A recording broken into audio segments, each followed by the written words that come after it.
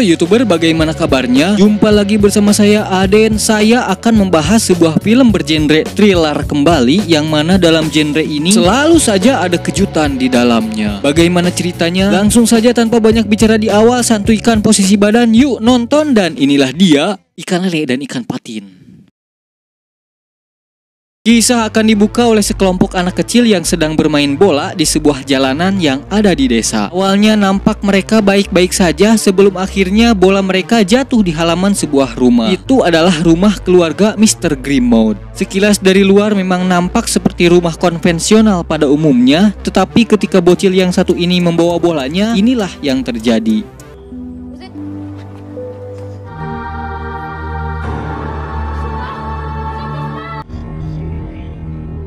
Setelah kejadian itu, Skin akan berpindah ke suatu rumah sakit.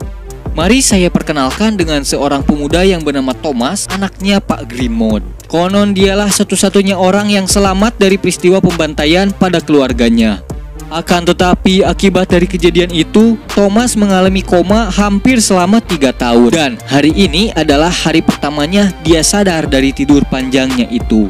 Akibat lamanya koma, tubuhnya tidak bertenaga sehingga sulit untuk digerakkan dan dia juga mengalami hilang ingatan.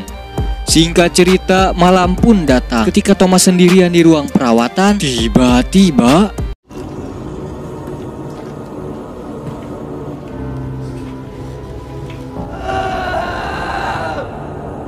ya, ternyata itu hanyalah panic attack akibat dari trauma yang masih dirasakannya. Itu dapat dibuktikan ketika pagi harinya dia terbangun, dia masih bisa bernafas. Ini adalah Dr. Anna. Dia merupakan seorang psikolog yang akan membantu memulihkan ingatan dan mengobati rasa trauma di dalam diri Thomas. Ada yang unik dari cara pengobatan Dr. Anna, di mana dalam menangani kondisi Thomas, dia menggunakan metode hipnotis. Tetapi bukan seperti yang dilakukan Uwakuya di acaranya, melainkan Dr. Anna menggunakan metode hipnoterapi untuk sedikit demi sedikit menyusun kepingan puzzle pada ingatannya. Dr. Anna memberitahu Thomas bahwa seperti yang kita lihat di awal, keluarga Mr. Grimmauld merupakan korban pembantaian oleh seseorang yang entah siapa itu, tetapi Thomas ditemukan masih hidup walaupun sudah diambang kematian dengan pisau menancap di perutnya. Seketika itu juga dia langsung mengingat kakak perempuannya yang bernama Laura. Tetapi Dr. Anna memberitahu bahwa dia masih hilang dan belum ditemukan sampai hari ini. Laura. Dr. Anna melanjutkan dengan memberitahu alamat rumahnya Thomas, bentuk rumahnya, pemandangan di sekitar rumahnya, dan seketika itu juga kita akan dibawa ke sebuah dimensi di dalam pikiran Thomas. Ya, itu bukanlah sebuah kalimat sembarangan. Tanpa disadari, sedari awal Dr. Anna sudah memberikan sugesti dari metodenya untuk memulai terapi pemulihan ingatan. Dr. Anna melanjutkan bahwa apapun yang terjadi, ikuti saja pikiran itu. Jangan takut karena sesungguhnya itu sesuatu yang sudah berlalu, alias masa lalu, alias tidak nyata. Seperti kamu. Iya, kamu. Cium. Itu panah cinta buat kamu. Dimensi ini memberitahu Thomas bahwa malam ini dia sedang bersama keluarganya untuk makan malam. Mari saya ajak kalian semua untuk berkenalan dengan keluarganya. Ini adalah ibunya Thomas yang bernama Betty. Sementara yang ini adalah ayahnya yang tidak lain adalah Pak Grimmauld. Dan yang ini adalah kakaknya yang bernama Laura. Di sesi terapi pertama, hanya itulah gambaran puzzle dari ingatannya yang kembali. Dr. Anna menjelaskan bahwa jangan pernah memaksakan ingatannya untuk kembali atau memasuki dimensi tadi sendirian tanpa ada Dr. Anna di sampingnya. Karena jika itu dilakukan, takutnya Thomas akan terjebak di dimensi itu lalu tidak tahu lagi mana masa sekarang dan mana masa yang sudah berlalu. Atau dalam kemungkinan terburuknya, dia bisa jadi ODGJ. Setelah sesi terapi berakhir, Thomas dihampiri seorang perawat yang bernama Murad. Maksud dari kedatangannya adalah untuk mengajak Thomas latihan menggerakkan anggota badannya yang masih lemas, loyo, dan tidak bertenaga. Tetapi saat sedang latihan, tiba-tiba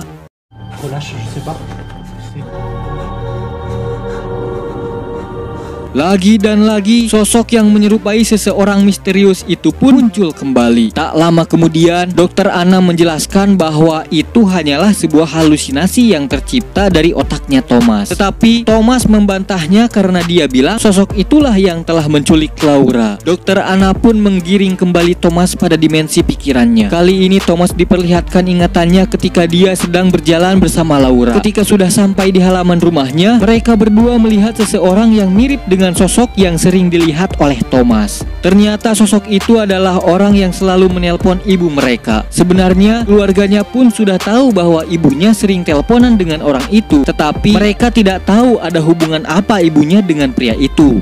Itulah wanita.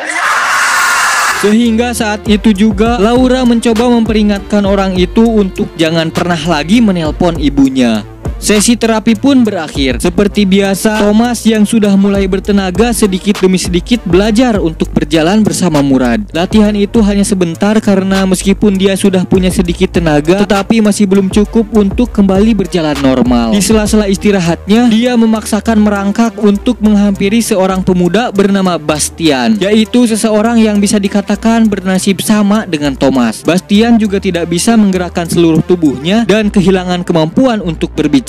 Dia menjelaskan kepada Thomas dengan bahasa isyarat bahwa kondisinya itu didapatnya oleh karena kecelakaan lalu lintas yang dialaminya. Ayah ibunya dinyatakan tewas di tempat dan hanya dia satu-satunya yang selamat meskipun dalam keadaan yang memprihatinkan. Ya, hampir sama lah dengan Thomas.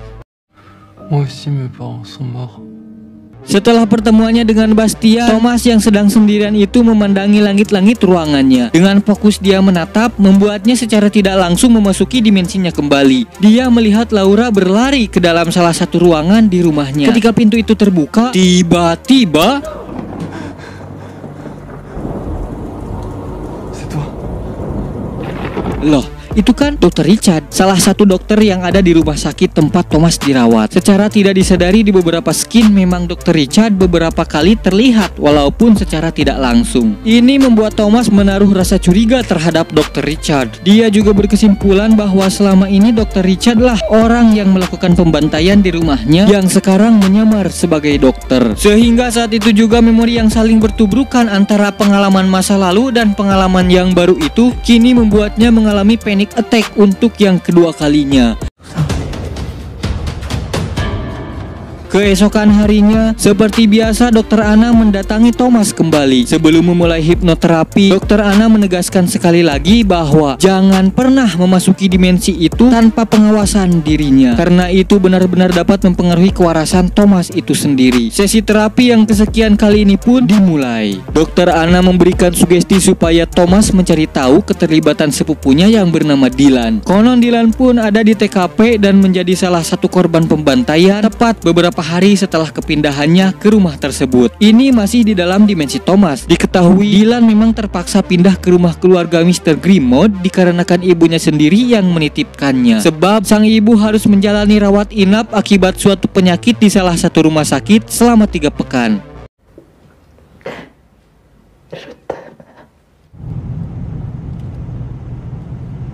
Singkat cerita, mereka sudah sampai di rumah. Baru saja sampai, Dylan sudah berani memasuki kamar yang padahal Thomas dan Laura sendiri dilarang memasukinya oleh ayah dan ibunya. Jelas hal itu pun membuat Dylan penasaran. Dia bertanya, kenapa kalian dilarang masuk kamar ini? Padahal tempat ini lebih nyaman daripada ruangan bawah tanah yang kalian tempati. Laura pun menjawab, kamu nanya, kamu bertanya-tanya. Sesi makan malam pun tiba. Sempat terjadi percekcokan di antara mereka berdua akibat Laura yang mengadu kepada ibunya kalau Dylan lebih nyaman di kamar atas. Dylan yang tak terima pun membela diri, tetapi sangat disayangkan Betty lebih mempercayai Dylan daripada Thomas dan Laura. Perselisihan itu sedikit mereda setelah ada telepon dari ibunya Dylan.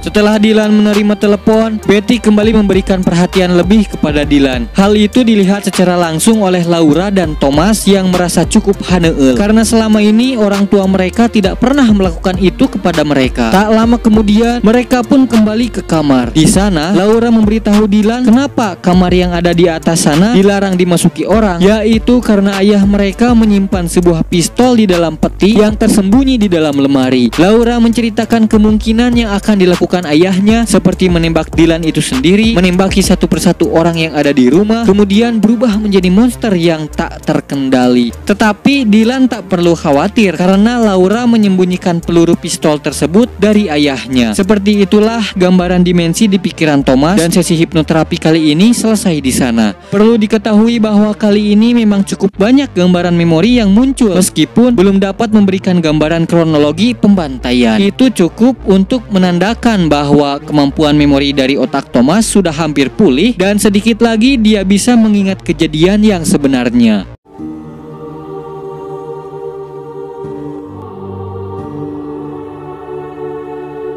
Terasa malam pun tiba. Thomas yang sedang terbaring sendirian di tempat tidur memaksakan untuk duduk di kursi rodanya. Ketika melihat suasana di luar melalui jendela, secara tak sengaja dia melihat Dr. Anna bertemu dengan Dr. Richard di tempat parkir. Ini menjadi awal mula ketidakpercayaan Thomas kepada Dr. Anna. Setelah Thomas menaruh curiga kepada Dr. Richard yang dia percaya sebagai pelaku pembantaian, Thomas juga menduga bahwa Dr. Anna selama ini bekerja sama dengan Dr. Richard. Selain itu, dia juga percaya bahwa Dr. Anna sengaja mencuci otaknya, kemudian menanamkan sugesti di otaknya untuk menggiring Thomas percaya bahwa seolah-olah pelaku pembantaian itu adalah kakaknya sendiri yang saat ini bukan hilang, melainkan melarikan diri. Tetapi keraguan Thomas itu berhasil dibantah oleh Dr. Anna. Dr. Anna menjelaskan bahwa dia memang bertemu dengan Dr. Richard di parkiran untuk memberitahu kemajuan dari usaha hipnoterapi yang dilakukannya. Dia juga membantah telah memanipulasi memori Thomas karena yang selama ini dilakukannya adalah hanya untuk membantu memulihkan ingatan Thomas. Namun Thomas tidak percaya begitu saja sebelum akhirnya Dr. Anna memberitahu fakta bahwa sebenarnya Laura mengalami sakit sedari kecil. Dia merupakan anak yang tumbuh dari orang tua yang trauma. Dia tumbuh sendirian, diabaikan, dan mengubah penderitaannya menjadi kekerasan. Kondisinya itu semakin memburuk seiring bertambahnya usia. Ucapan tersebut membuat Thomas tertegun, sehingga kali ini Dr. Anna tidak melakukan hipnoterapi seperti biasanya dan menyarankan Thomas untuk beristirahat. Singkat cerita, malam pun tiba. Thomas yang sudah terbiasa menggerakkan seluruh tubuhnya itu pun sedikit demi sedikit menghampiri ruangan tempat Bastian dirawat. Dia bermaksud untuk mengajaknya meninggalkan rumah sakit ini karena menurut Thomas disinilah sosok yang berbahaya itu akan mengincarnya. Namun tiba-tiba,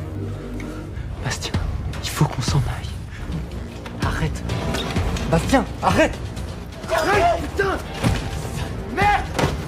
seketika itu juga memori Thomas yang sudah hampir kembali pulih membuatnya bisa mengingat kembali apa yang pernah dia alami. Ya, di akhir film kita akan sangat dibuat terkejut oleh apa yang sebenarnya telah terjadi. Fakta itu adalah pelaku pembantaian di rumah keluarga Mr. Grimmauld. Pelakunya adalah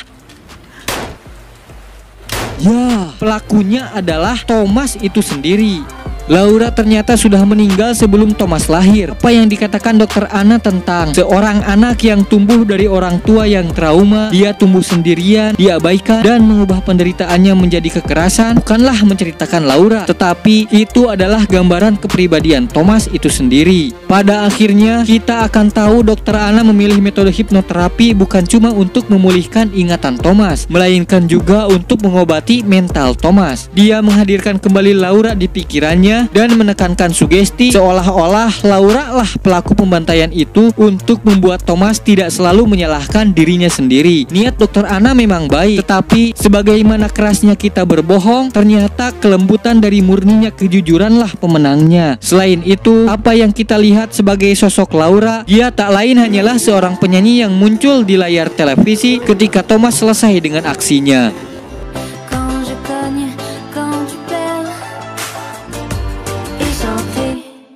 Tamat. Ending yang sangat memplot twistkan. Seperti film bergenre thriller yang lainnya, memang pada dasarnya dibuatnya genre ini adalah untuk membuat penonton merasakan suasana mengerikan dan digdukser dari film itu sendiri. Meskipun pada akhirnya kita akan sedikit dibuat mengernyitkan dahi untuk sejenak berpikir apa yang sebenarnya terjadi. Film ini sebenarnya adalah untuk menampar orang tua yang tidak memberikan hak-hak anaknya, yaitu kasih sayang dan pengertian mereka terhadap anaknya. Hingga pada akhirnya anak itu tumbuh sendirian, merasa kesepian, dan dia menjadi monster yang mengerikan kelak ketika dia dewasa. Pesan yang dapat diambil dari cerita ini adalah jangan menjadi dewasa. Saya beserta seluruh kru yang bertugas pamit undur diri. Wassalam.